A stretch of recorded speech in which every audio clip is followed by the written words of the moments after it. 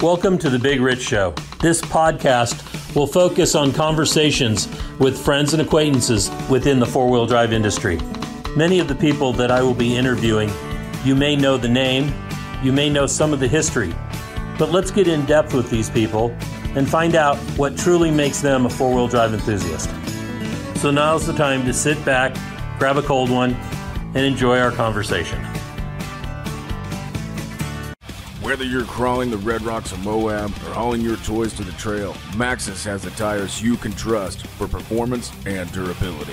4 wheels or 2, Maxxis tires are the choice of champions because they know that whether for work or play, for fun or competition, Maxxis tires deliver. Choose Maxxis. Tread victoriously.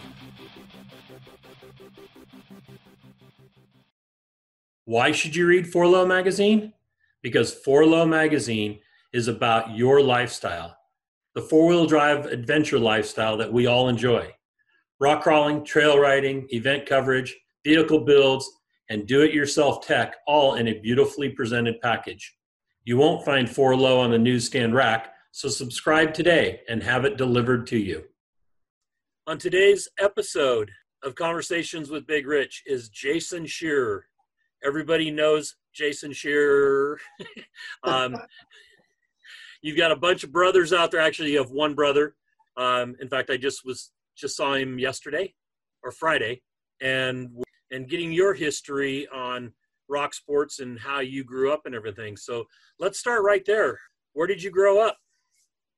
Well, first of all, thanks for having me, Rich. I'm really stoked that you're putting this show together because, I think the memories are starting to fade. It's good to kind of archive them here because it's a cool sport and it was a really great time in all of our lives. And, listening to a few of the shows, it brought back memories of all the things that we accomplished and all the excitement and fun that we had, and, kind of stealing a line from dust to glory. But if we kind of, knew what we were doing then, we would have, paid a little more attention, but it was sure a great time. So, I grew up in the San Francisco Bay Area, kind of moved from the Oakland area to the East Bay as I grew up, through the years. And I think a real pivotal moment for me was when we moved to Danville when I was in 5th grade. I became friends with a guy named Jan de Young, and his dad ended up having a Jeep, and that Jeep and going dirt bike riding with him was sort of the changing point of like what kind of vehicles I liked and, what direction I would head in life. So it was a good thing we moved here, and I still live in the same town today, believe it or not. Awesome. That's Danville? Yep, and home of myself and Jeff Mello. So, a small town, but it's actually not anymore. It was when we grew up here. I think it's, quadrupled in size in the last 30 years or something. So it's lost a little of that small town feel, but it's still got a lot of great people and the same, core group of us that were in the Contra Costa Jeepers and all that. So it's a good town to grow up in, and I'm glad to raise my kids here. Excellent. What sports influenced you as a youngster? I think I played water polo only because my parents could get me a ride to school and high school that way, but I played baseball all the way growing up. I actually stopped playing when I was like 12 years old, which kind of was interesting because I think it was like my parents pushed me to play baseball, or at least my dad. Everybody played baseball, so from t-ball on I played, and I burned out on it and wanted to ride, my bike and stuff like that. It was cool because when I went to high school, I wanted to play play baseball. Like, you're going to try out for the baseball team and you haven't played in a few years, good luck, right? And made the team, and he made a big commitment. He bought a pitching machine in a batting cage for me, and I'd hit a bucket of balls every day from the end of my freshman year through my sophomore year. And when I started playing on my sophomore year, I had grown a lot. Like, I had that big growth spurt and was hitting a couple buckets of balls every night, and that thing at 80 miles an hour. And when I got to the regular games, it looked like they were throwing softballs at me because I was used to seeing such a fast pitch. So made it up to playing JV, and then varsity, but it was cool. I got MVP. Baseball was like super influential in my life because I love the team and I love the coaches. Got MVP and the Brother Jerome Award at De La Salle High School. It was just a really cool thing. And then I chased it a little bit in college, playing in a bunch of different colleges and bouncing all over the place. Didn't end up making it. Knew after a couple of games where I saw pitchers that had stuff that I had never seen before that it wasn't going to be my career. But up until that point, that was my drive every day. I actually thought that would be my career, if you will. Every kid wants to grow up to be a fireman or baseball player, right? And that was what I wanted to be. And didn't, have really a backup plan after the baseball thing. But as it turned out, my dad needed help at work. So I came home from school and helped him with work. He had started his own company and it grew to the point where it was doing well. And he ended up with some employees that left. And so he said, hey, is there any chance you can come home for a semester and help me with work? And I was like, sure. And I never, that was 26 years ago now. So that's how that worked out. And that was Pelican Communications? Yep. It's doing great. A little tough in the COVID times here because we've diversified into a lot of things. Some of them are doing extremely well and some of them are really struggling. So it's an interesting time. It's not terrible, but it's not great, so we're getting through it though. So how big is the telephones now, the pay telephones? Is that any part of the business anymore? No, it's completely gone. I installed over 2,000 payphones like myself. Like it was a great time, right? I learned a lot about business. There was no rule book in the payphone world. They deregulated from what was Pac Bell back then. I could buy a payphone for about $1,000 and then I had to go install it somewhere. So I had to learn how to, convince a liquor store or gas station owner to let me put my payphone out there. I'd give him more share of what money it made than he was getting from Pac Bell. And I'd sign him up to a contract. So I learned the sales side and the contracting, and then I'd order the telephone lines and pour the concrete, install the equipment, run the conduit, run the phone lines, get them up and running, and then set them out, so we could schedule the routing and have collections done, and learned a lot about computer systems and software systems to operate them and to manage the route. It was a neat business. At one point it was a gravy train. We had 2,000 payphones making $150 a month net. And, you thought you could do no wrong. And that business quickly went away and we diversified into digital jukeboxes. They had just come out. So then we moved into where we had 600 digital jukeboxes in the bars and all that stuff. And I was very worried. It was very capital intensive. It took years off my life because of the stress of all that. But the business, I always worried. I'd go to bed every night worried that like Apple or somebody was going to come out with technology that would put us out of business. Who would have thought it'd be COVID, right? But that business I sold 4 years ago and focused mainly on our managed accounts, which were chains that had a need for those services, but didn't necessarily have a geographical area that you could operate within. So we ended up with national chains that said, hey, we want, if it was music, we have the Hooters account. We have every jukebox at every Hooters in the country. If it's ATMs, I have every Family Dollar with an ATM machine in it and things like that. So, we've diversified to where we've got a lot of national chains out there, but we don't have all our eggs in one basket. And that makes me sleep a lot better at night. So it's a good thing. We're also doing stuff like video games at K1 speed and things like that you wouldn't expect. And like right now, Regal Cinemas, K1, they're all closed, right? Or not all of them, but a lot of them are closed. Right. So there's been hard stuff and great stuff. The ATMs are killing it because everybody got stimulus checks or got their, their money through their ACHs, and now they're going to the ATMs and getting their money out. That's good. And so through the years, you've been able to, what now I guess is the term pivot, but looking at what's going to happen and then, or what's happening and then being able to diversify. That's awesome.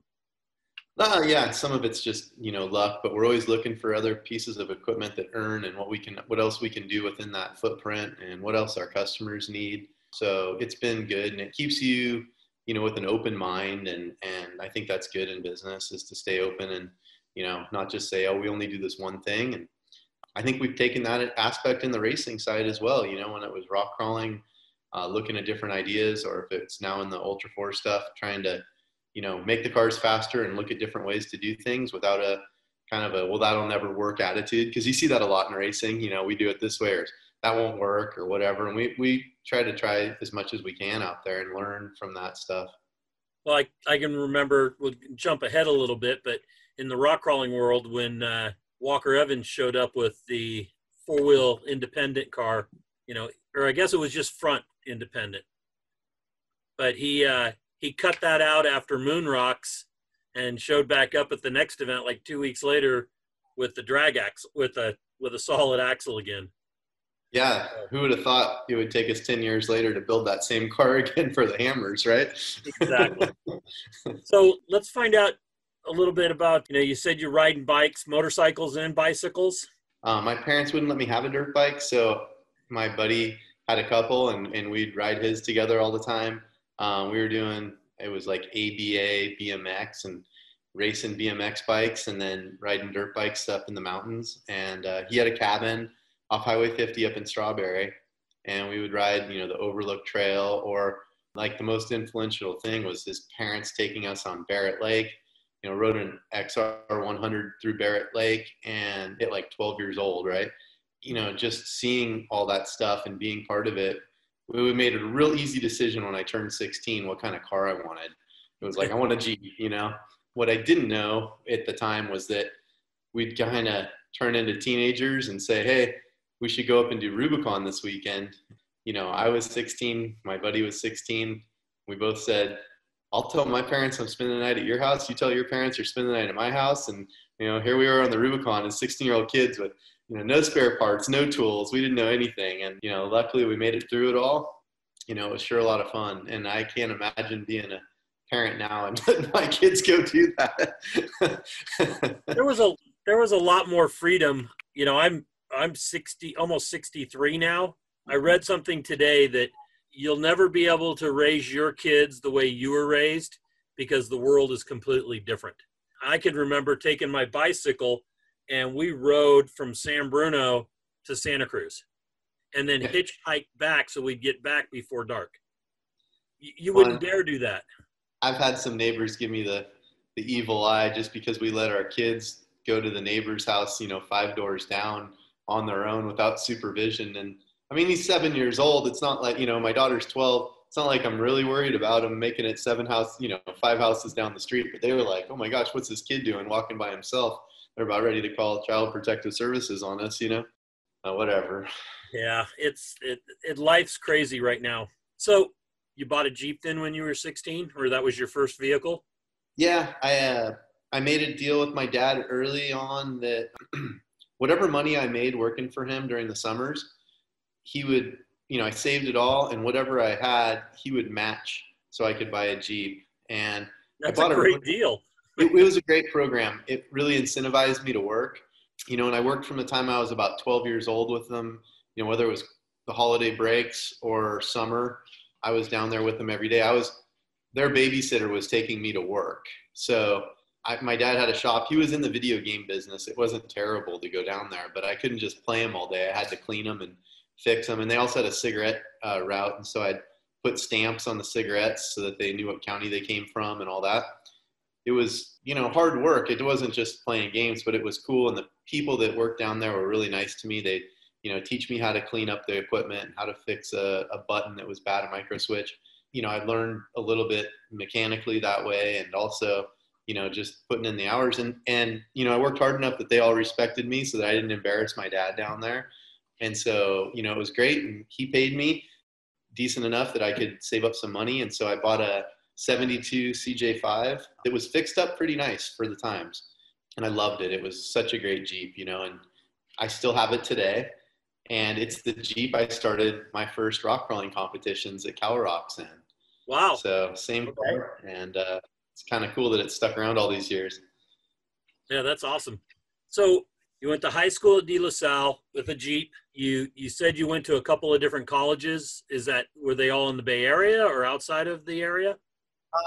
They were all over California for the most part. And one of the interesting things about that is I had a Jeep up at Chico State, which was a Division II baseball team that I was playing out the first year. And it got stolen out of the parking lot in the dorms. And so it was just crazy. It was unrelated to anything. It was just a gang that came by and stole it. And it was a super bummer, but I bought a rusted out Jeep on the way home and, like that summer and sprung it over and did a few things, ended up at San Diego State for school and got to take it down to Baja. And so I learned, got a little love for going down to Baja back then early on. And about Thanksgiving of that year, I got a phone call from a CHP officer who said that they found my Jeep 7 or 8 months later or something, right? Wow. And it was trashed. Like the pinion was missing out of the rear end, so we weren't sure about this, and the transmission was broken. So we were like, should we buy it back from the insurance company and fix it up? And we did. It wasn't worth it, but it was totally a cool thing to get the Jeep back. And that's about the time I met Jeff Mello. I came home one of those weekends. He was doing some welding on a gate for my parents, and my Jeep was in a million pieces. And he saw it, and he was like, "What are you doing?" And I'm like, "Oh, I'm rebuilding my Jeep." And he's like, "Oh, wow," So he was super cool. I got the thing all back together. It had some broken spring hangers and stuff, and I didn't have a welder or even know how to weld. So Jeff taught me how to stick weld and got the thing back together. And he was always so nice. I remember all the way back then, it was like 8 or 9 o'clock at night. And I said, "Hey man, I can't make it this weekend. I just noticed the spring hanger was broken. I couldn't make the Contra Costa Jeep trip." And he's like, "We're not leaving until the morning. It's only 9 o'clock at night. Bring it over here. Let's fix it." And I was like, "Seriously?" I couldn't believe it. At 9 o'clock at night, somebody would invite you over to work on their stuff. And he was always that way. And he does that today to this day, right? He always takes people under his wing and teaches them, the right ways to do stuff. And, he's a good guy that way. And it taught me to be the same way. We always have kind of a kid in the shop that we're teaching stuff to. And it's a nice thing. You teach some of that stuff to people and it goes a long way. So, I got to thank him for giving me that like extra little bit of effort back as, when I was a kid. And he didn't do it for me. He wouldn't weld it up for you, but he would teach you how to use the welder and stand right behind you. And, that's the way to do it. You get them to hands on it instead of doing it all for them. And it's great. Excellent. And now, to jump forward real quick again, now you're doing a lot of building. Yeah. All over the board, I guess we're building stuff like crazy. I can't even believe that, it went from, I couldn't get the exhaust to fit on my Jeep because it had a 304 in it, and I was trying to spring it over and the exhaust was rubbing. So I ended up at the first CalRocks event that I did. It was a place I don't think we ever went back. It was like a Lions Club or something. We called it. It was near Lucerne. I can't remember the name of it. It was like a little Lions Club thing. Yep, it was Lions Pride Park. Lions Pride Park. Yep. And I had, a T18 manual in there with the Granny Low, Dana 20 transfer case, and, stock axles in it and open headers. And I got on that first course and the carburetor was causing me fits. And, I was ripping all the way around that thing. And, I think we finished like 1 or 2 courses the whole weekend. That's it, and it was just, the thing sounded like it was ready for the drag races, but it was just going nowhere on the rock courses. And, that was the first one. And that was the first season. I think it was 2001, if I recall. Now I had spotted a little bit. I had helped Bob Rice, who was in the Jeep Club. Right. I really liked Bob. I love Bob to this day, but he asked me if I wanted a spot for him. He's the first person that ever took me to the Hammers. I think there was an ARCA event or something out there, and we'd go down there and play around. And we went to Farmington, New Mexico, we went to Las Cruces, New Mexico for one of the events. We were supposed to be in the stock class. This is great. So bought 35-inch tire YJ, but he had put black diamond suspension on it when Warren was making the suspension. Yep. And, it was a coilover kit. And we got to the first spot, that we were supposed to go into, and they go, "Oh, you're in the unlimited class." And he goes, "No, we're on 35-inch tires." And they go, "We have aftermarket suspension. You're in the unlimited class." So Tracy Jordan and Don Robbins and these monster Toyotas with 4-wheel steer. And we spanked them on the first obstacle. And I was like, hey, we got a shot. And we got to the next obstacle. We couldn't make it over some of these breakover ledges and stuff. And we didn't do too well, but man, we had a lot of fun. I was doing competitive trials bikes at the time, really enjoying picking lines. And it was a good crossover to rockcrawling because the strength necessarily, but you still had to hold your balance, or you would get a dab, which was like a point, right? It was kind of similar to a backup, and you needed to clear the gates in the order they were run. And so it was a little easier for me, I think, to kind of adapt to what we were going after, different ways to get through the gates. You didn't just have to follow the gates. You could turn around over here to get a better line. You could do things like that as long as you stayed within the flow. And that was kind of a natural thing. So I felt like we had a good handle on what the goal was, and it helped us think outside the box. We were driving into this one, then backing up through this one, and doing a little bit different maybe at the early onset than everybody else that was just following the gates. I think the courses and the people making them were starting to think, hey, if they're smart, they'll try to do this. And they were setting the courses that way. And it made it really fun if you could really get into it and really enjoy, what the options were that were out there. The last event of the first season was Donner Ski Ranch, which was kind of my home track, if you will, because we had a cabin right there. At this point, I was already dating Dana. I hadn't gotten married yet, but we were together, and they had a cabin right there. So it was really easy for me. We got up to Donner that time. The Jeep was rough by the end of the season. I mean, it had been rolled over and smashed and had different colored fenders on it. And, I had gone and put a Vortec V6 in it because it was fuel injected. I bought a transmission and Atlas from Advanced Adapters, got that in there. Met a lot of good people along the way, welding up steel bead locks in my driveway. My, neighbors stopping by that I, know to this day because they helped me weld them up. And, it was all kind of, low buck and a little bit like not very fancy, but we had the suspension working. We had everything steering correctly, which, back in the stock mod days, it was hard to get stuff to steer even, right? So yes. We had the Jeep working well enough that we ended up winning that event at the Donner Ski Ranch. And that was our first, well, it wasn't our first win. And only you will remember this because there's probably nobody else that was around for this, but you hosted what I consider to be the first rock race of all time. It was at Napa. God, I'm glad we're having this talk because I had forgotten about this until just now.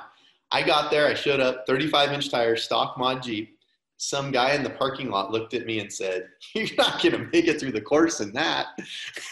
And I was like, well, we'll see, And so we went out there, and I mean, it was brutal, right? And I had lightened it all up. I had, the Jeep was stripped down, so it was a really, really lightweight car, kind of Jesse Haynes style in nowadays world of the Jeep stock mod stuff. And we went out there and we won. And I still have the trophy. It's like 6 foot tall trophy.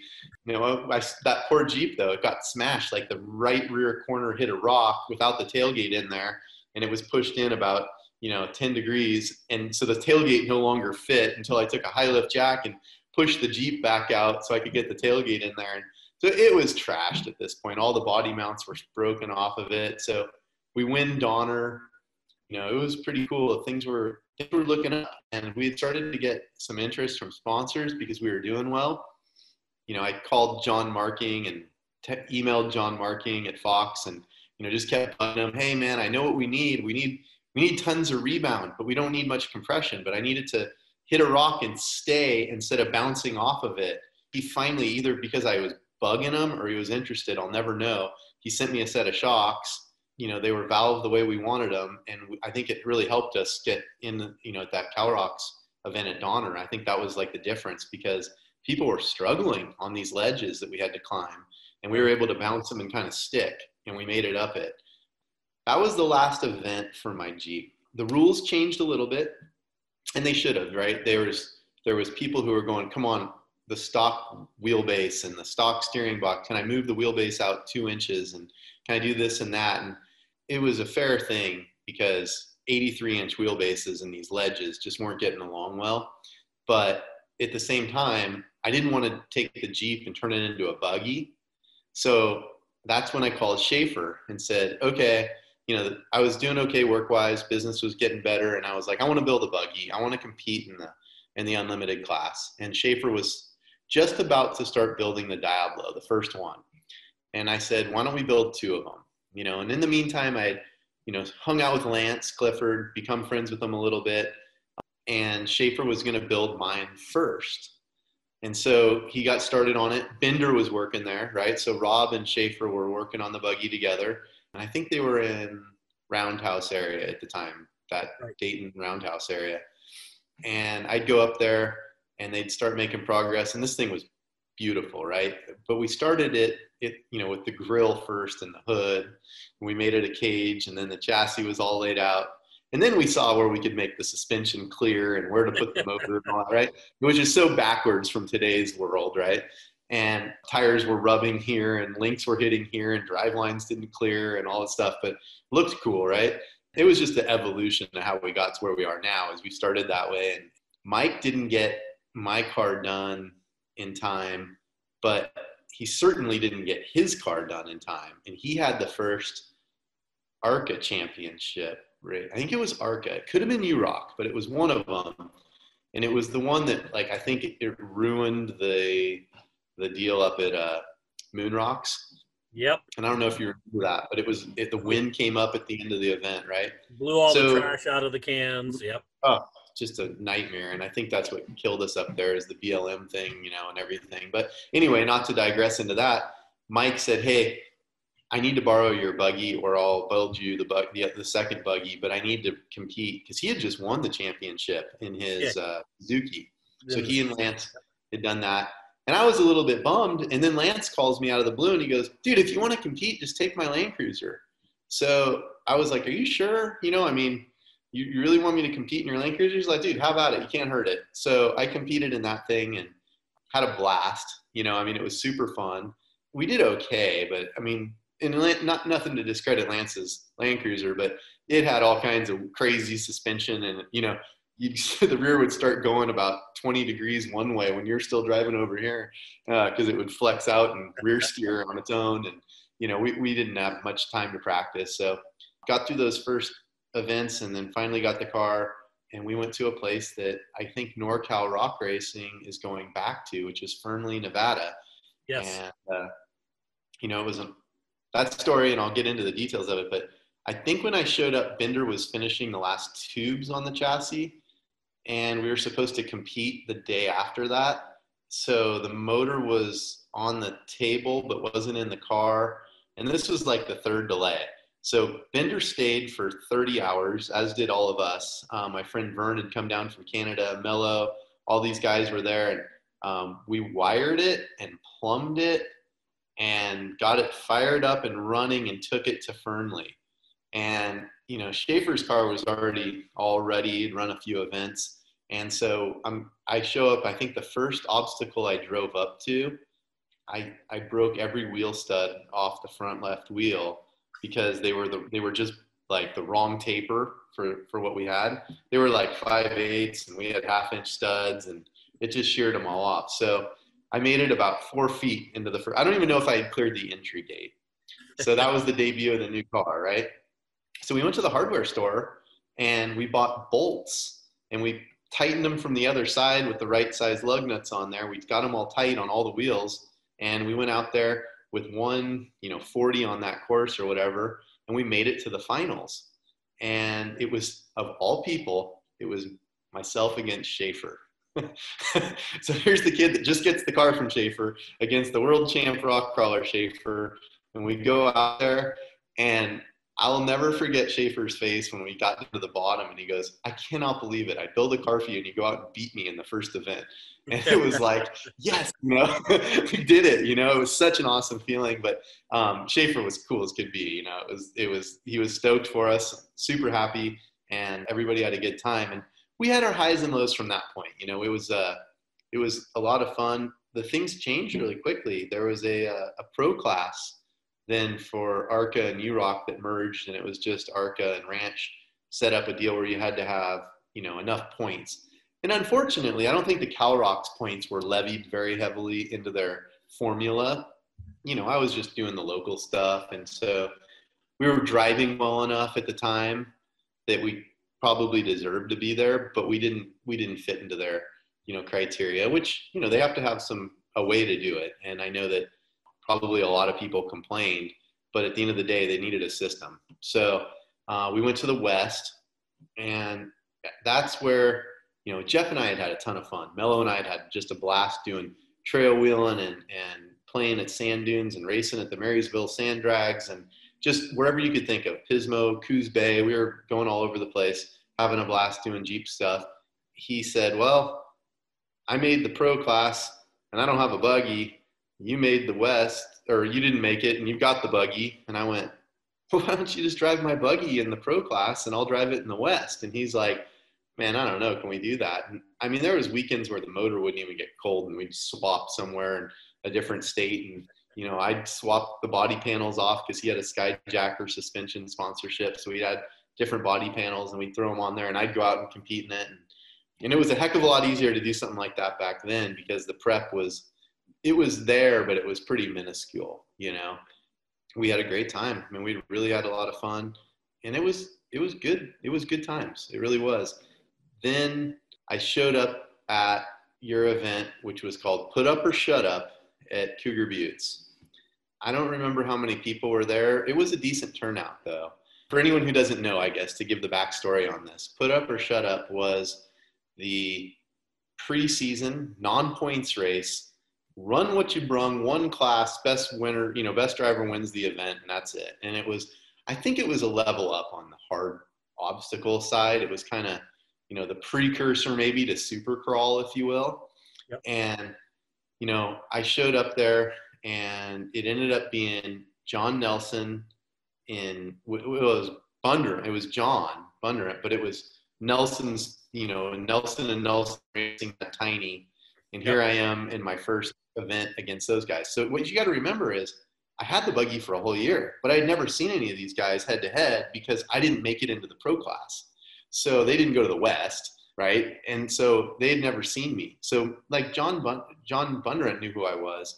John Nelson had never seen me before because I raced Cal Rocks or competed in Cal Rocks and showed up there.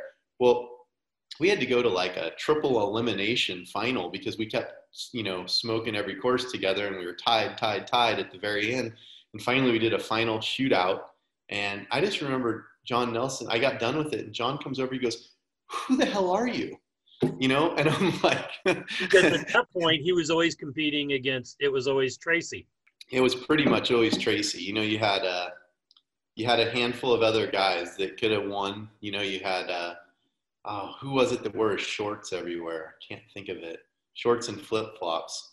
One of the guys from the East. But you had Durham, and you had a handful of guys that were, they could have won any of the events if some of the stuff had gone their way. But he had never met us. Ken Shoup? It was Shoup. Yep. There were some really good guys that were competing at the time. And, of course, you had Shannon Campbell and some other people out there that were winning events here and there. And but it was really – Tracy was Tracy and Jason Pauly and a couple of those guys were the top dogs at the time. And Bundren came out and Tiny and won just about every event for a couple of years there.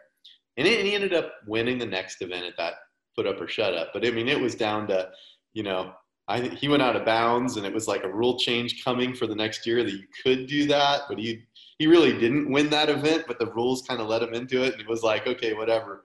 But that's where John Nelson sort of saw that I could drive.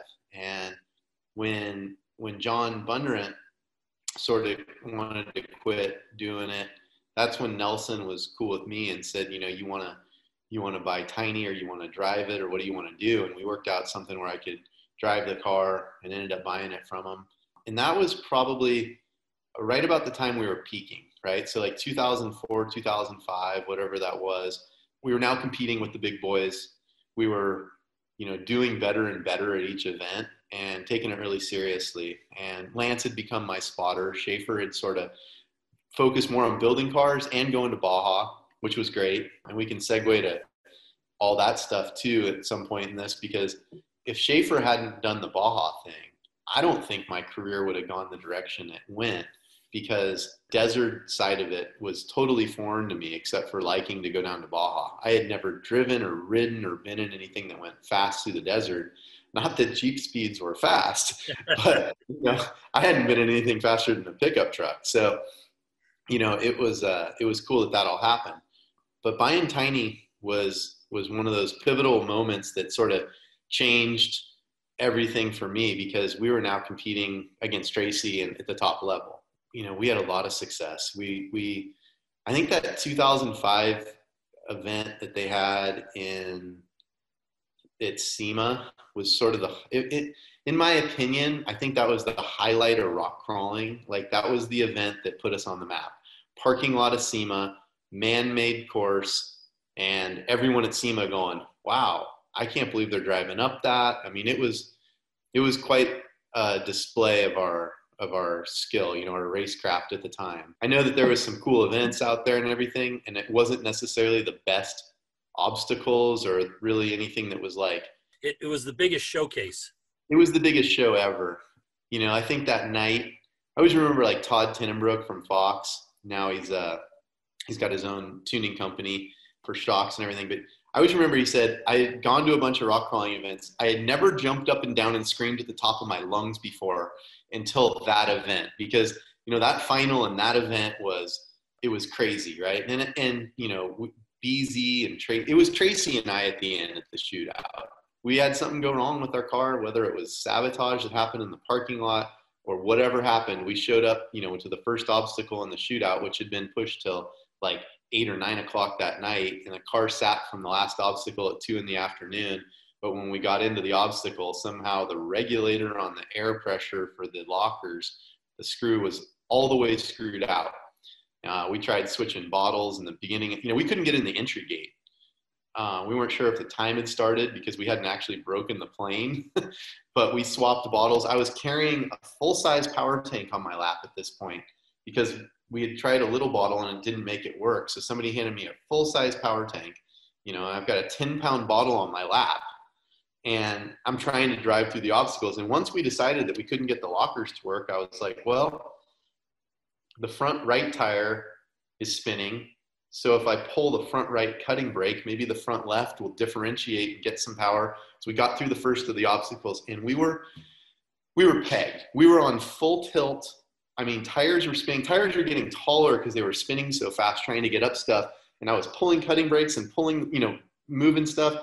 And we got all the way through the course. And unfortunately, we had taken 1 or 2 too many backups to get the win, because we went into the obstacle with the lead. We didn't win, but we were the fan favorite by a long shot. We walked out of there and it was cool. We had such a good time. I always remember that night, just being such an awesome thing. It was like we felt like it was starting to get to a bigger and bigger career in racing.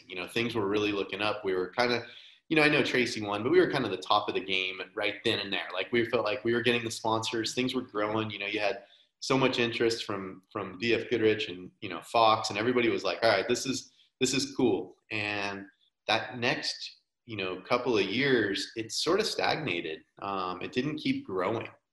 I got a great story for you. You'll love this one. I know I've been talking a long time, so you can keep going.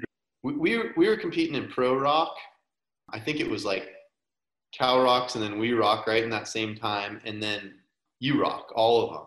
And we were using Tiny for all the events. And Lance and I had an event that came up. And I think it was probably 06 or 07. It was 07. And I didn't know it.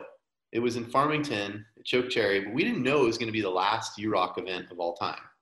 Like, it was, but nobody knew it at the event. So I was leading the Pro Rock Championship. I had to go to the U-Rock Championship as well, and they were on the same weekend. There was a rock crawl pretty much every weekend back then when it wasn't winter. I was leading the Pro Rock Championship, and I knew if I finished like in the top 3 or 4, we could lock up the championship. So I was like, well, the U-Rock event's on Friday and Saturday, right? They never competed on Sunday, but the Pro Rock's on Saturday and Sunday. So maybe we could get from Farmington to Cougar Buttes from Saturday night after the UROC event, drive all night, and then compete on Sunday. Well, get one day in. Right? So we get to Farmington, we're in the motorhome or the trailer. I had a trailer, a Forest River trailer with the buggy in the back. It was great setup. And my father-in-law goes, man, I wish I had gone with you. And I said, well, just fly into Farmington. We'll come pick you up. So we went and picked him up at the airport.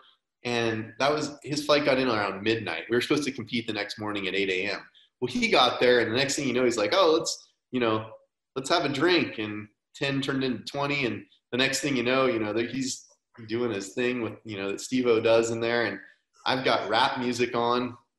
We always listen to Andre Nicotina, right? So it's 4 in the morning of our truck singing every word at the top of our lungs. And somebody comes out of their trailer and goes, will you turn that? And they said some explicit words and then shit off. And so we finally calmed down a little bit. And we turned it off. And we got up at 8 a.m. and we went out there and we won the event. So here's the guys. Nobody had more fun than us, for sure, right? We won on the fun side every time. And we didn't turn off the car after the last obstacle. We drove it right into the back of the trailer. And we skipped the awards. Lance's dad, Larry, he went to the award ceremony for us. We weren't even positive we had won because there were still some other guys on courses. And we peeled out. We drove all night. We had breakfast at Denny's in Barstow, cut over 247 and hit Cougar Buttes. We ended up having such a good day on Sunday that we won the event because Cody Wagner had such a crappy day on Saturday. We still outpointed him by the end and in the shootout and everything. So we won the event and we skipped the first day. So what happened was we won the UROC event. We won the Pro Rock event and the Pro Rock Championship all in one weekend. And it was like, we came home with 3 trophies, and man, Sunday we were so tired, but I had to be at work on Monday. So Steve, that was there with us, my father-in-law, he says, well, I'll drive the truck and trailer, you guys sleep. So, Lance goes and he gets in the trailer and he's sleeping in the trailer while we're pulling it down I-5. And Steve-O falls asleep at the wheel, but he tells us to this day that he saw a cow and he was dodging a cow into the center of I-5. We spun the 5th wheel out across the center of I-5 in the median. And Lance was on the bed on the front of it, and he ended up on the ground with all the plates and dishes and pots and pans and everything up on top of him. And he said for sure he thought he was going to die. Like right then and there, that's how he was going to die, in the middle of I-5 in the 5th wheel, right? I'm like, sorry, bro, And Steve swears to this day that there is a cow. And I'm like, there was a cow, bud. Sure thing. So we made it home and got to work on Monday. But man, we did that a lot. All these events that were Saturday, Sunday, we drove home.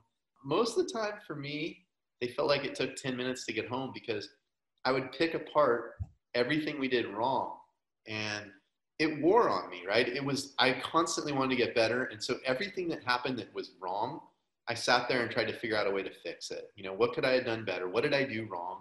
What do I need to improve on the car? How do I fix our communications between the spotter and I?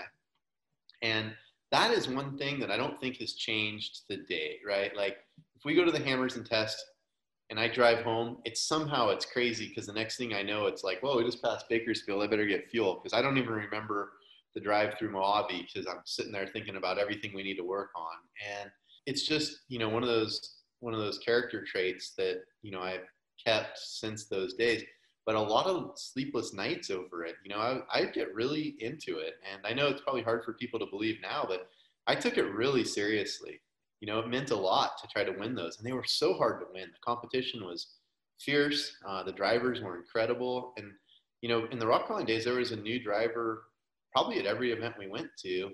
And, after 2 or 3 or 4 events, they were a contender a lot of times because they could build a new car and come out there and, they had a little advantage with some newer technology and everything. And it was good times.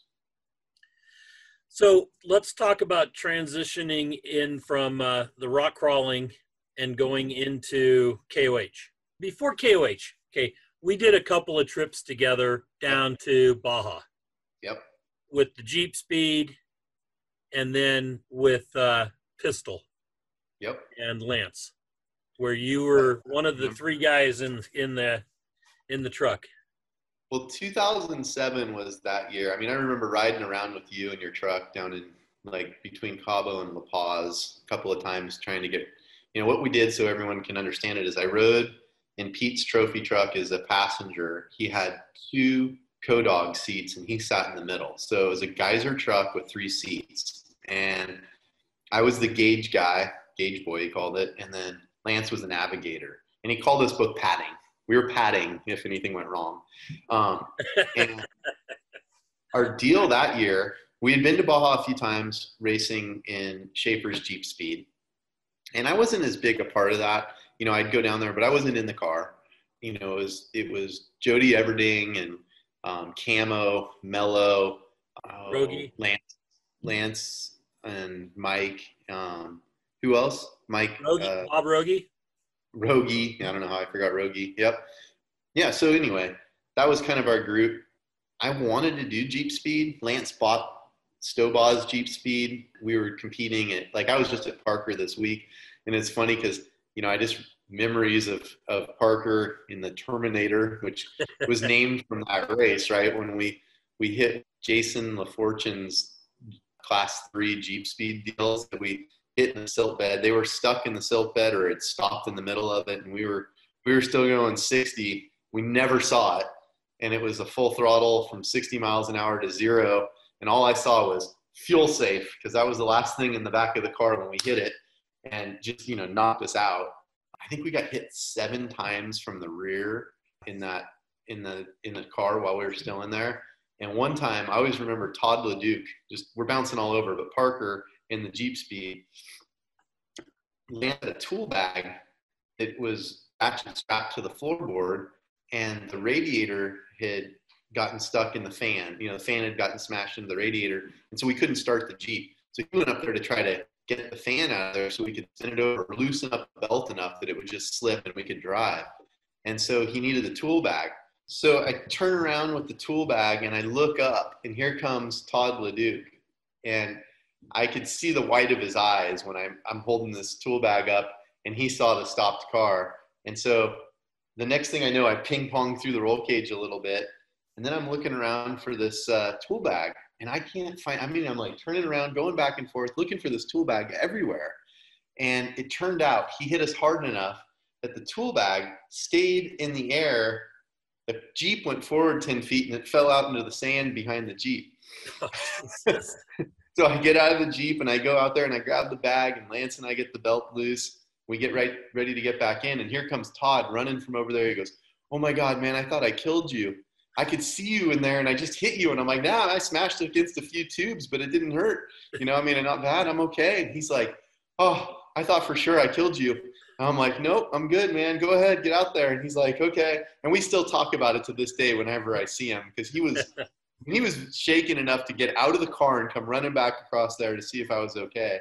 But it was wild. But anyway, Lance was getting good at being a co-driver. He would learn the Jeep stuff.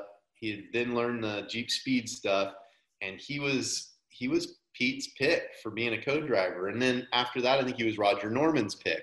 So yep. He'd gotten some good seats as a navigator. What happened was we were still doing the Jeep Speed. So Schaefer said, "Why don't you guys drive from La Paz to, or wherever we came across there that year in 07, why don't you guys drive the Jeep Speed from there down to Cabo? We'll get it to you, but you'll be done with the trophy truck and have already been able to get back up." So we were like, "Okay, that works." So, except that what they forgot was it was like 16 hours in the trophy truck. We got to that hotel, man, we were smoked. And we came in 4th. So we came in 4th in trophy truck. I mean, I think that was Pete's best effort in the 1,000. I mean, I know it was. Yeah, that was a hell of a race. Everything that happened, not only on the course for you guys, but for the pit crew, just getting there to each stop. Yeah. It was nuts. Yes. And so for those of you who don't know, Pete's got like two trucks. One of them has the trailer hooked up, and the other one's doing the fueling and has the spares and the tires. And they have to leapfrog each other down the coast. And there's no way to get ahead because the trophy truck, unless it breaks, is going at such a clip that you're hauling the mail on the road to be there. I think we had to wait for fuel for a second at one of the pits because the guys weren't even there yet. And we're driving through the dirt and they're driving through the pavement. So, it was a low buck effort that was really cool. Something happened in that race. Pete gave everyone a hard time, but he loved everybody, but he gave everybody a hard time. And some people he liked more than others, right? So he doesn't know me very well. I bought the seat. It was $5,000 to buy the seat. And I get in his truck. I had pre-run with him in Harbor Freight. And when I got in the actual trophy truck, we rode around in Ensenada to make sure everything was good. But we basically had never been in the vehicle before the race, except for up and down the street in Ensenada. So we're starting to head out of town. We go through the wash and I look down. Now, you got to remember this is an important part of the story. Back then, they didn't have qualifying. You picked a number out of a hat kind of deal. Right. Drew first.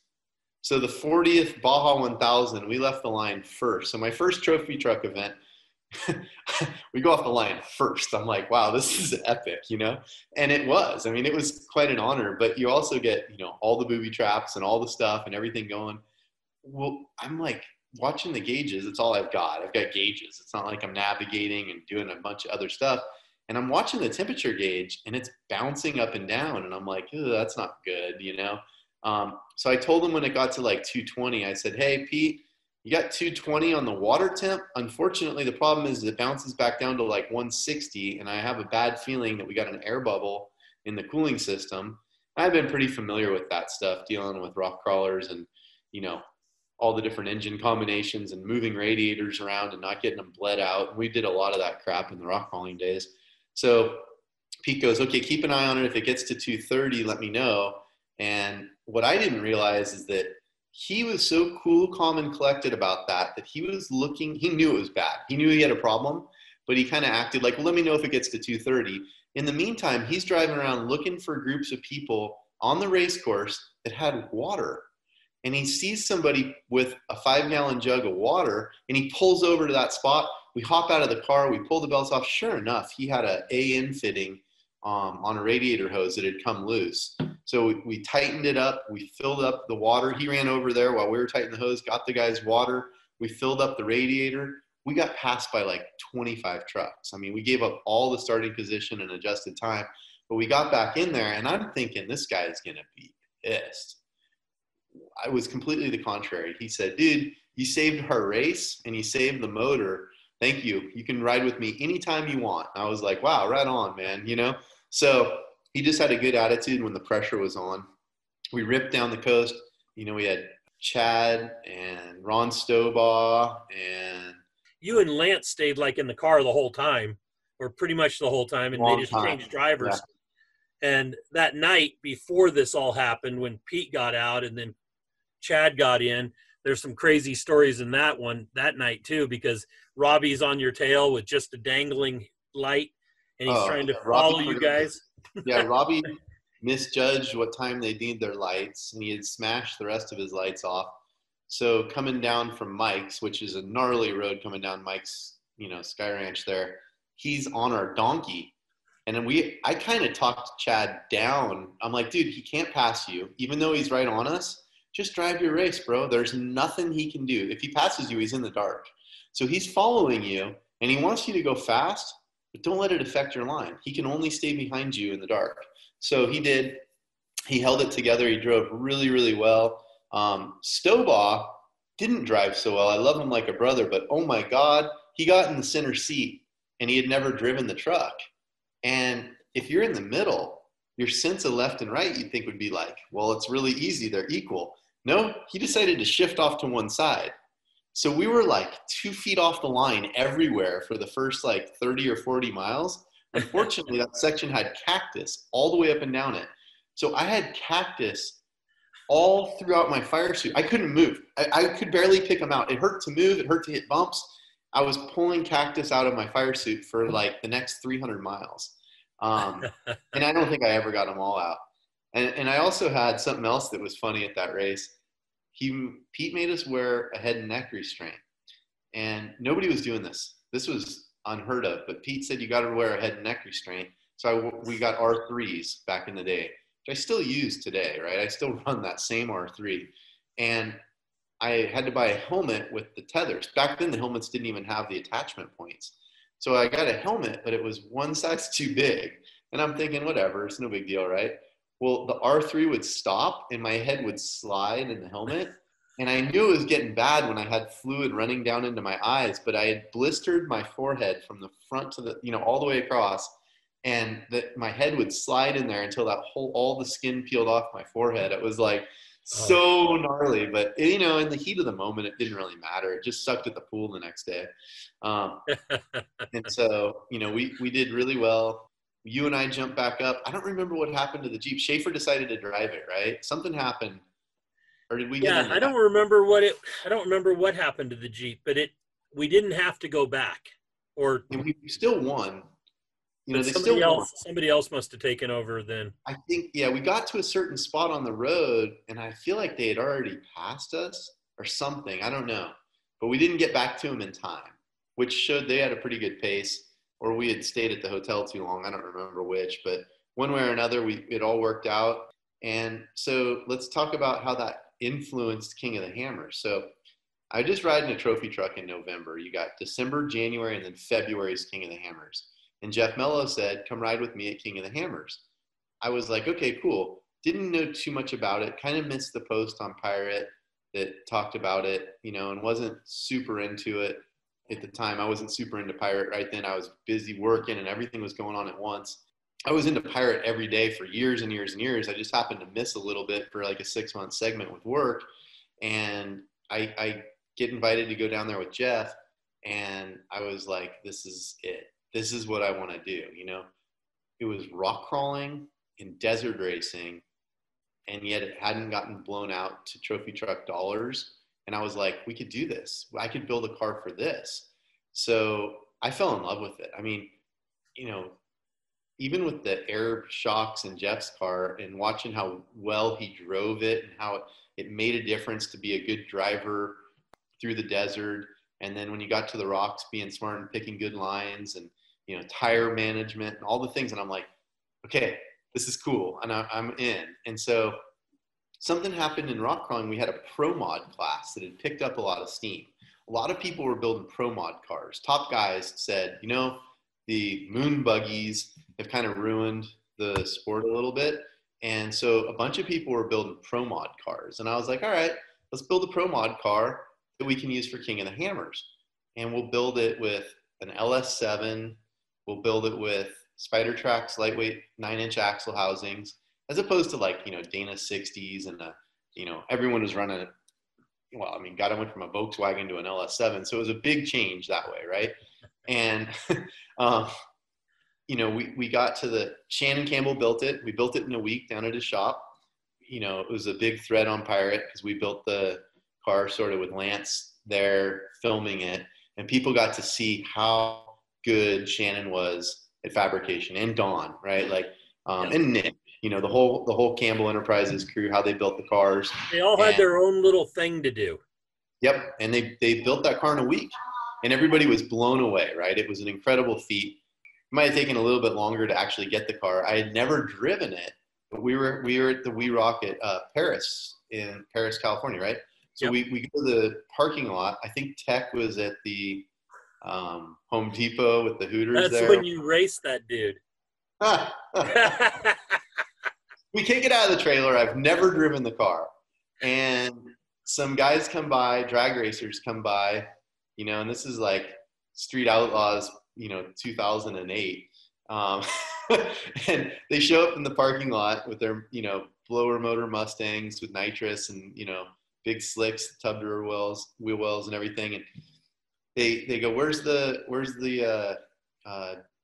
I think they said, where's the sprint car race or something? We're like, no, these are rock crawlers. And they're like, really? Like, okay. And Shannon goes, hey man, you want to race? And I'm like, what are you doing, Shannon? Shannon's like, you want to race right now? And the guy's like, yeah, we'll race you anywhere. And so we set up a drag race in the parking lot. So here's a car I've never driven before. I remember. Dana in the passenger seat. And we belt up, and I'm like, hey, I don't know if we should be in 4-wheel drive or 2-wheel drive, but whatever, just be careful because it might go off the course, and who knows what the steering's going to feel like. Like, just be careful, right? And she's like, be careful. I'm in the passenger seat. I can't do anything. I'm like, all right, let's go for it. So we line up side by side, and God, we take off, and that thing was so freaking fast. It was 2,950 pounds and had an LS7 in it, and it smoked this Mustang, and the guy was pissed. Like, yes, he couldn't believe that he just got beat. And so then there was this, whole thing, and it started with, you just got beat by a rock crawler. And then it went into Dave's thing in Baja, you just got passed by a rock crawler, right? Yeah. But Shannon said some funny stuff that night, and it'll stand in history forever as one of the funniest moments, I think, of that whole thing. Unfortunately, the car wasn't much of a rock crawler. I think we had compromised too much to make it a good, pro mod car. And so I went right away to, I think I went back to Schaefer's shop, and Bill Coons was racing a 7 truck. And we looked at it and we said, you know what? This is the perfect rear suspension. This is what this car needs in order to be able to go fast at King of the Hammers, because the rock crawling setup had, and you probably, don't think about this stuff, but you mount your links above the axle housing for rock crawling so that you could get that ground clearance, and it would fight, the suspension geometry would fight itself. And, it's just a terrible setup to try to go fast in. And we were learning, we didn't know about going fast. But I could feel it binding up. I mean, it was eating the Heims out of the thing, and it was like, all right. Schaefer cut the car off at the back section there. I mean, the tubes weren't even rusted yet, and we were cutting them off and redoing it. We copied Bill's truck, which was a wishbone suspension and, 3-link kind of setup, and it worked great. I called Fox and said, hey, I need bypasses and coilovers to copy this thing, and they're like, you'll never make a rock crawler go fast in the desert. It's a waste of time. I actually had to buy the shocks. So, I bought the shocks, and I think in the meantime they had wanted to try some bypass air shocks, and we tried them, and that's where I lost Lance. The bypass air shocks didn't work really well. I was trying to make it go fast, and he was scared to death in the passenger seat. He finally said, let me out of this thing, man. You're going to kill us. And so that's when he kind of said, I don't want to do that. Now, coupled with the fact that Dave said they needed live coverage, and he really had a huge opportunity to do live coverage. So he basically got the Pirate van. Do you remember that thing? He had this, crazy looking van, and he put up a, live internet connection. I think he ran wire like all the way to backdoor or something crazy. Like it was crazy, but he put all of his effort into it. It was super important. Pirate TV was doing well. Pirate was booming, and it was a good time for him to step over to that side and miss King of the Hammers as a passenger. And it was also a good time for me to bring over a friend of mine, Jason Berger, who had been snowmobiling with me and taught me how to snowmobile basically. And we'd get lost out there, and he always knew his way. I'm like, you're a great navigator. And, he was calm under pressure. We had a couple of crazy incidents happen, and he always said, knew how to handle the situation. And I was like, all right, you're born for this. This is your jam, So I was able to get him to go into the passenger seat, which wasn't easy. I got him in the car, and he physically didn't fit. Oh, he was too tall. So I think his initial reaction was that I was going to say, you can't do that. You know what I mean? I said, let's just cut the roof off and make it taller. He's like, seriously? I'm like, yeah, let's get you in the car. So Jesse Haynes cut the roof off the car and reskinned it. So, it's pretty cool that all worked out. Got the roof and tin work all done, and away we went. So practiced a lot down at the Hammers. And, we probably made 12 trips between the end of 08 and the race in 09 down there. One of them, we ripped the front axle housing off 2 weeks before the race, spun it all the way around, destroyed all the shocks, upper link mounts, drive lines, everything. And I said, oh my God, I don't know if we're going to be able to get this thing back together for the race. Everybody came through, Schaefer and just all my friends, everybody busted, and we got it all back together, and we made it down there. And luckily we did. because obviously in '09 we won the race. But what the cool part of that story is, awesome race, really tight with Easy Rick. We really had a battle that was badass because I hadn't really raced anybody yet still. I hadn't actually raced through the desert against somebody. That was the first time that ever happened. I was a passenger all the time until I had my own car. And so I raced there with Easy Rick, who was significantly better than us at the time. But, we were still learning and getting better, and we were faster in the desert. And he just handed us our lunch in the rocks. And I'd never seen anybody drive through rocks like that. I mean, we'd been rock crawling our whole life, and this was a new, whole new thing. And when we got to Sledgehammer, Rick had already broken. We got to Sledgehammer, and I rolled it onto its side. And guess who's there? Pistol Pete. He comes over to the window, the driver's side window, and he goes, "We're going to roll you over. The guys are going to push you." And I said, "No, I think there's no outside assistance." He goes, "We're not fixing your car. We're just pushing it back on its wheels." And I said, "I don't know if you can do that." And he said, "Get on Race Ops and find out." So I clicked down to rate, Weatherman or whatever we were on back then. I don't know if KOH, was out the channel now, but I get on there and I remember them saying, "Yeah, passengers can, spectators can roll you over." And man, that thing was on its wheels before the sentence was finished. And we finished up the rest of Sledge, and we went on to win the race. And that was Pete paying me back for saving the motor in Baja. Like, that whole thing came full circle, and we got that win. So that was pretty cool.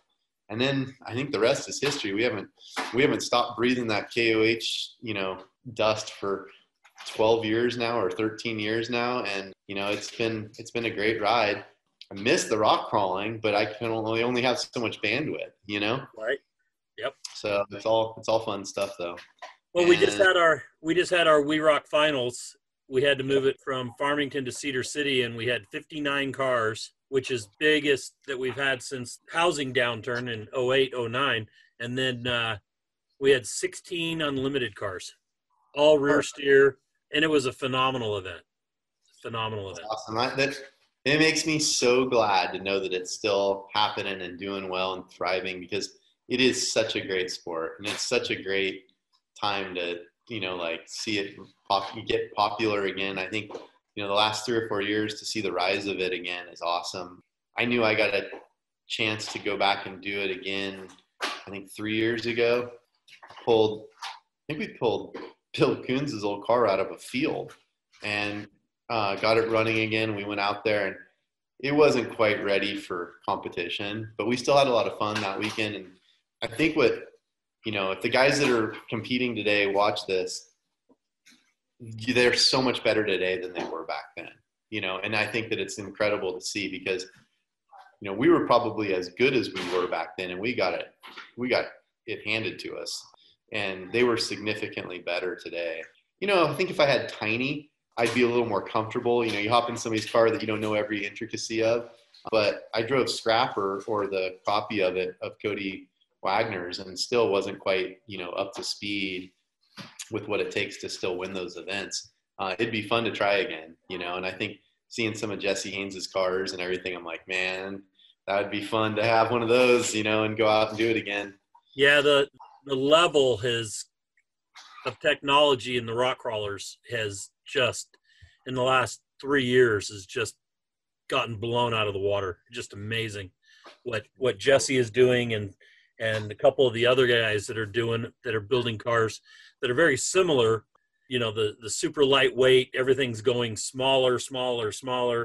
There's a guy building everything because of the portals, being able to build with Samurai axles and a little 1.1 cc motor or something, just stupid, lightweight and small, but it's crazy. And they'll probably be electric and lithium powered in no time, and Tony K will have been right. Yeah. Just 12, 14, 15 years ahead of his time. Yep. I saw him on TV today. He was on one of Trent Palmer's videos doing his shocks for the Stoll planes, and I happened to run into him at one of the rallies they have for, I think it was in Livermore. They had a fly-in, and he was there, and he walked me around and introduced me a bunch of people, and it was cool to see him. So it's cool that he made a name in airplane suspension after, the rock crawling stuff. I saw him in March in Texas, in Gainesville, at a Stoll event. He was there. It was Doug Jackson, one of his events, and it was awesome to see. Here's all these rock crawlers and rock racers and everybody, at a fly-in an event. So who would have thought that you'd have Doug Jackson, who never knew Tony K during the rock crawling days, and they end up with their worlds colliding, right? Yep. And so then us right in the middle. Yeah. It was kind of crazy. Doug and I got to know each other well down in Baja 4 years ago when we ran the Class 11 bug. I guess it's coming up on 5 years right now, but it was the JT's, it was the Project Elf that moved along, and he purchased that, and we raced down there and we hung out, and, what a good dude. So that was the year that I met Adam, which was my crew chief for the last few years. So, we've just, the people you meet and all the stuff that happens and how all that stuff goes around in a circle is just crazy. You know what I mean? Oh, absolutely. I really appreciate all the opportunities that I've been given through the rock crawling and then owning Vora. That's how I got to go to Baja the first time, was with Jack Seipolt and BFG. And that happened to be when they were shooting Dust to Glory, so 2003. And then going down, with you guys and Pirate, and then with Pistol Pete. I helped Pete for a number of years. I remember one time we had a beach house. You guys had a beach house outside of Ensenada, and everybody was getting hungry, and you said, "Hey, Rich, why don't you go get us some El Pastor tacos from our favorite taco cart?" I go down there, and I said, "How many to get?" And he goes, "Well, whatever you can get with this." And you handed me a handful of cash. It's like a 30-minute drive down there. I stand in line, and I figured out how much I needed. And the guy goes, "How many tacos?" And I said, 200. And he goes, 200? It was like he was amazed. And I said, "Yes, 200. So he'd make them like 10 at a time and then take care of a couple of customers, 10 at a time.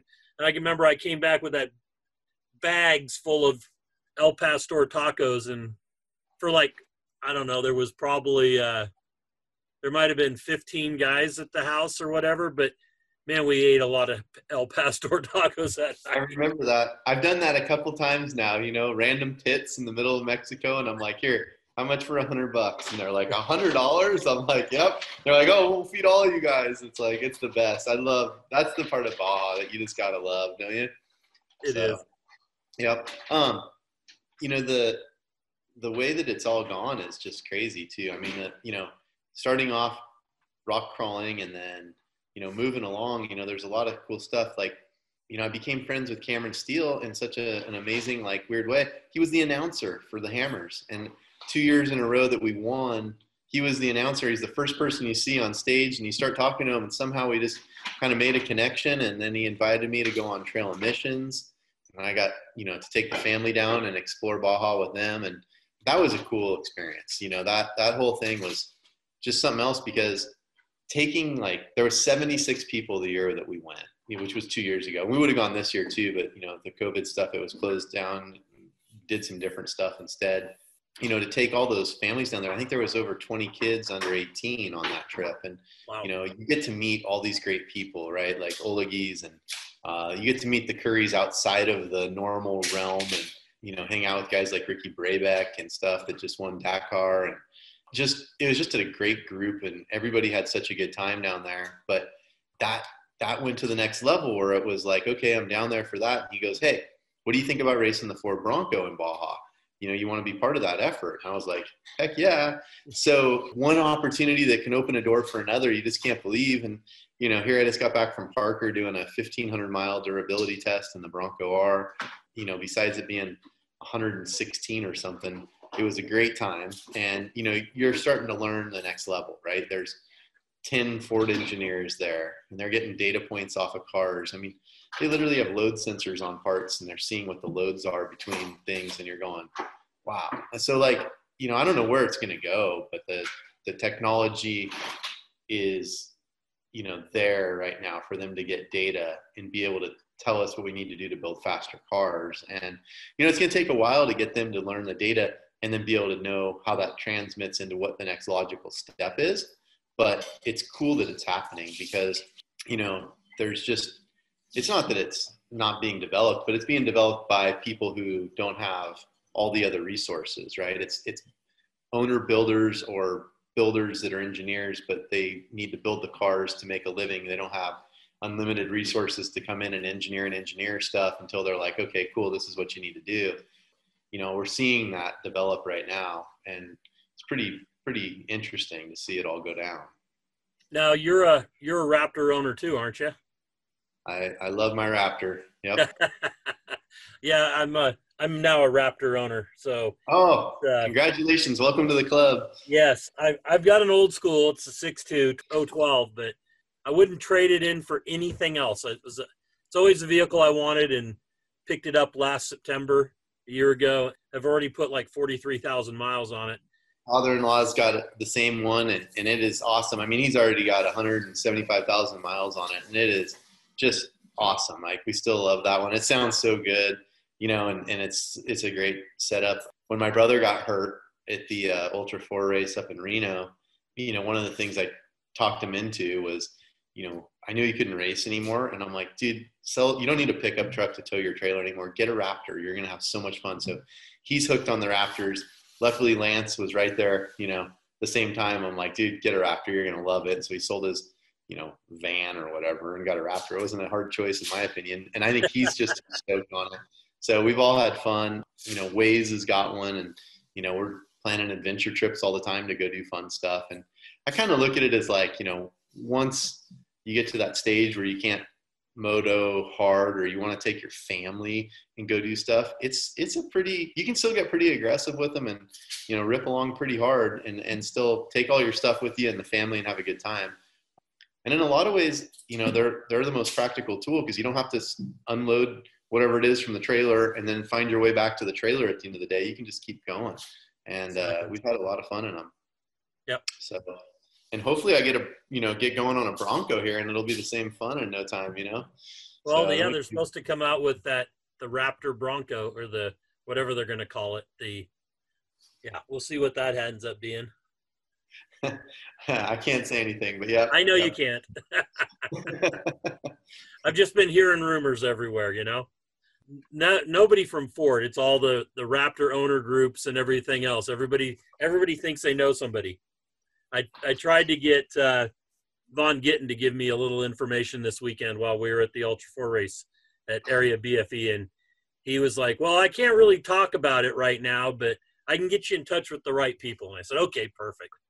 That's a good answer. I'm going to have to steal that from him. Well, we want to do some magazine stuff, but I don't want to do the magazine stuff where there's 20 other magazines or media outlets all doing the same thing. It's not as personal. It's not what our readers want to read. It's pretty cool to see, Brad Lovell be able to get into that program as well. And he's worked hard for it, and he's been on the Ford program for years. I mean, he's raced a Ranger and competed in that same Ranger back in the rock crawling days.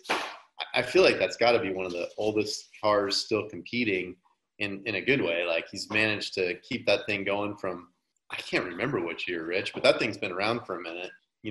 He's sure done a lot of neat stuff over his career from rock crawling. I think there's quite a few people that can say that, and he's one of them for sure. But it's cool to see him be part of the program.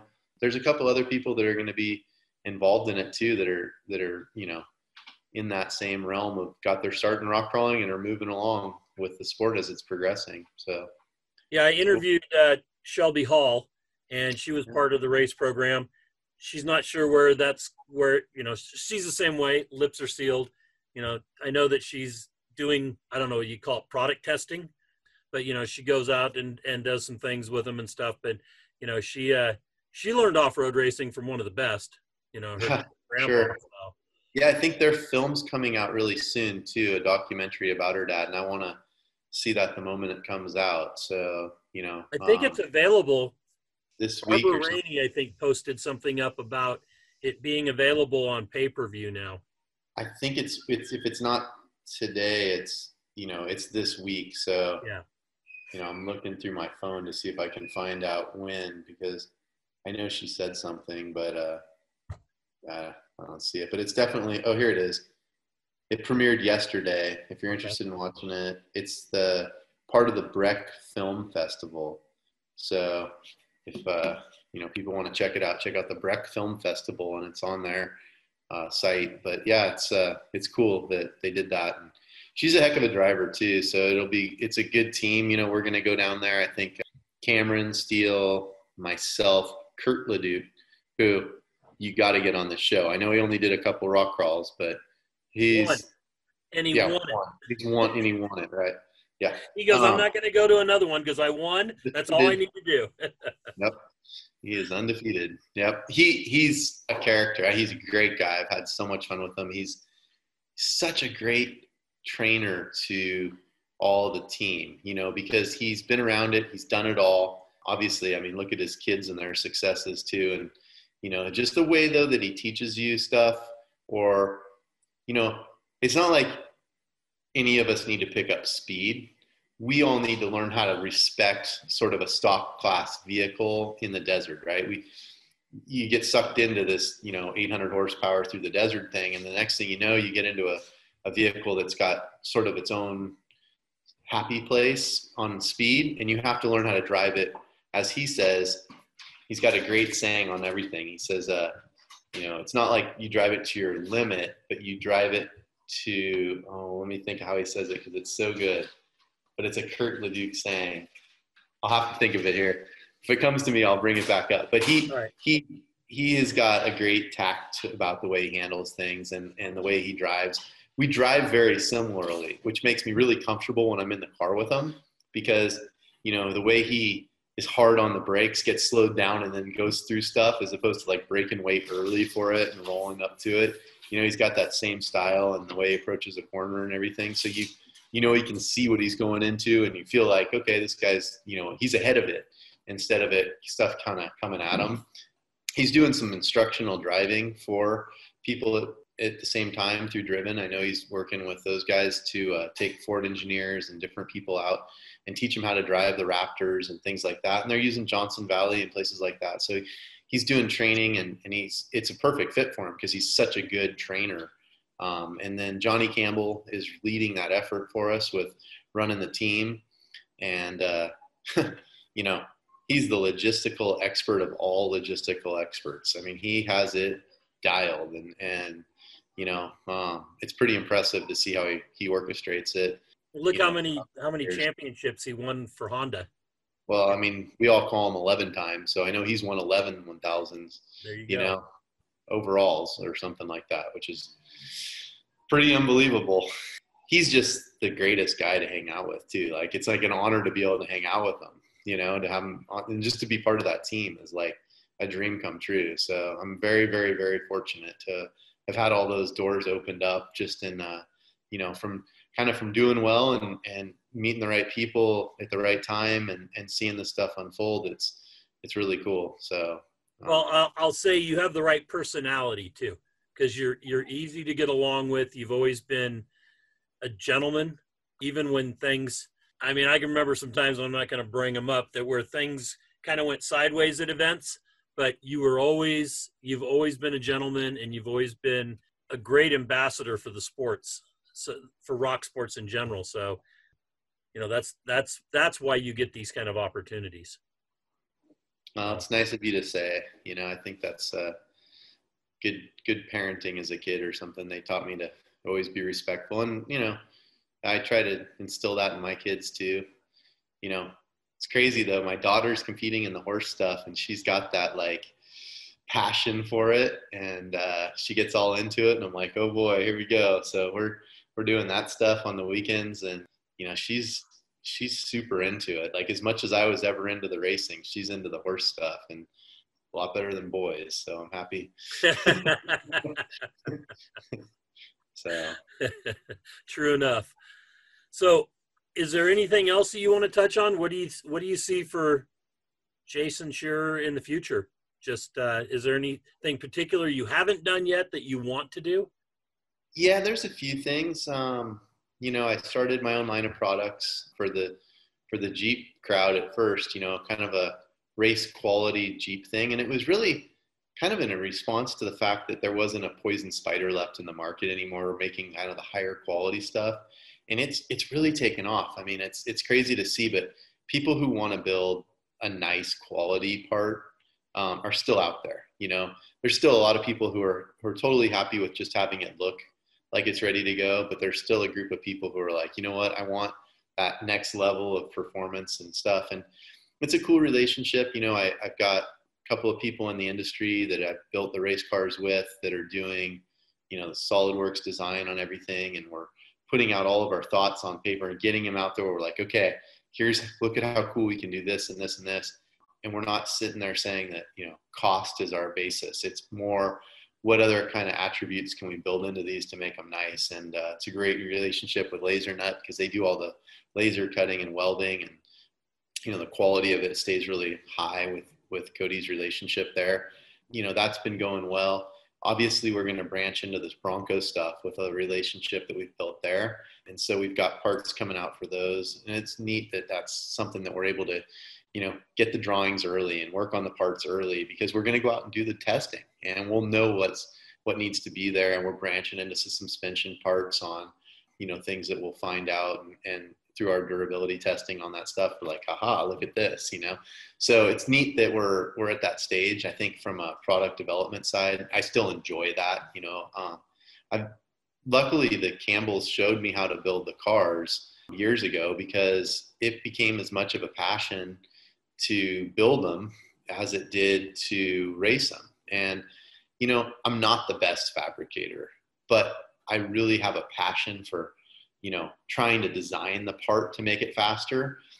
There's people who are awesome. I mean, like the Dan Trouts and, Keith at Get Bent is doing all the fab for me today on stuff as we switch my car over to a Ford engine and things like that. So, I've got good people that are surrounding us to build good cars, even if I'm not, the world's best. I can fabricate stuff and weld stuff up, but it looks like it got done at my, house, but it's still, it still works. It's functional. It's just not the artwork that those guys create.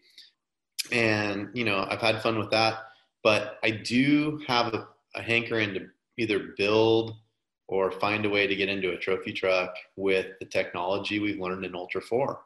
And, there's some guys that are really switched on in Ultra 4 right now. I think this weekend we watched the race where, you saw the Gomez's and Horschel battling it out. And I think Joe Thompson is, on the top of the game, and Horschel's right next to him as far as, builders that are getting the cars to that next level. And I think it's interesting because, in trophy trucks, there's like one game in town on the all-wheel drive stuff right now. I'm not sure they've got it figured out as well as some of these other guys. They're building incredibly beautiful cars, and they're engineered to the T, and their fabrication skills are top-notch, and the quality of their products is, unparalleled. But I think there's some ideas that the Ultra 4 guys had that are keeping the cars alive through the harsh terrain that would actually benefit them quite a bit. And it's in some stuff that they probably think of as kind of low budget, and I don't think they've looked at it. But I think that we could build a competitive car, and still make it finish the races. And so, I think it'd be fun to go give it a shot and at least get it, in the next 10-year window, and we're still, able to go out and compete for that. Been working out hard to try to stay in shape to be able to do that. And, I think there's a limited window of opportunities, because if it takes us a couple of years to build and develop a car, and, you get so many shots at the 1,000, right? It's a once a year deal, and go down there and give them hell and try to see if we can actually hang with them. So, that's on the list for sure. And I want to win another Hammers. So at least, a couple more if I have my druthers. I think that race to me is the hardest race. It's brutal. And I don't know, maybe it's gotten a little easier, and people are saying it's, not quite the challenge it used to be, but I don't feel that way. I feel like the pace that the guys at the front are racing at, it's harder than it's ever been. I know that if the trails are a little easier, it does make it so a lot more people are finishing, but that doesn't change how hard we're racing the guys in the front, No, and more people finishing is not a bad thing. You know, the cars are better, the parts are better, the prep is better. The trails might be a little easier and more blown in, but we went from 7 miles an hour to 9 miles an hour in the rocks, and they didn't get any softer when you hit them. So it's, you know, we're just going a little faster, and, you know, that's got its toll on a whole nother level of parts. And I think it's cool. And yeah, more people are going to finish it because there's just more depth of vehicles and more preparation. And, you know, you're never going to have this situation where guys hadn't run it before like they have now. It's going into its 13th year or whatever. Geez, it's going into like its 15th year or something, right? So it's been around for a minute and people have kind of figured it out. So it's going to have a higher finishing rate over time, just like the 1,000 does. Yep. Well, I want to say thank you so much for coming on Conversations with Big Rich. There's some things, like I told you beforehand, that, you know, I always learn something about the people that I interview, even though I've known you for so long. And, you know, we've been down to Baja together and all that kind of stuff.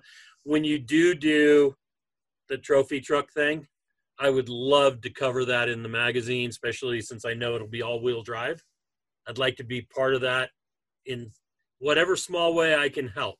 So keep it in mind. You'll have to go down there with us and enjoy it too. You know, that I've sure had a lot of fun with you over the years. I think, you know, I know there was some people who were competitors and they couldn't get past the promoter competitor thing. We've always just had a great friendship.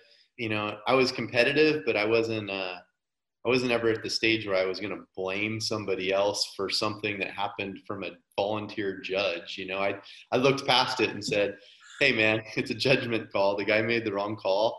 It's just the way the cookie crumbles. And I never got into that, like, you know, took it too far. And I know that was hard for a lot of people, but I always respected you and the job and the effort that you put into it, that Little put into it. And even Shelly, as, you know, the time moved on with, you know, over the years, and how hard you worked at it. Because it is a lot of work setting those courses and getting everybody checked in and doing all the stuff that you guys did. And I don't know if you guys got enough credit for putting all those together and finding the venues and orchestrating it all. So I know, as you know, from all the years that we did it, I always appreciated it and had a lot of fun. Met some of the greatest people in my life from it. So, you know, really a great time for me. I hope to be able to do some of it again in the future someday, but glad to see it successful still. Or again, or however you want to look at it. And I'm really happy for you too, Rich. Well, thank you, Jason. And say hello to the family for me. And again, thank you so much for your time. Well, yeah, cheers, you guys. Thanks a lot for having me on. Okay, thank you. If you enjoy these podcasts, please give us a rating. Share some feedback with us via Facebook or Instagram, and share our link among your friends who might be like-minded. Well, that brings this episode to an end. Hope you enjoyed it. We'll catch you next week with Conversations with Big Rich. Thank you very much.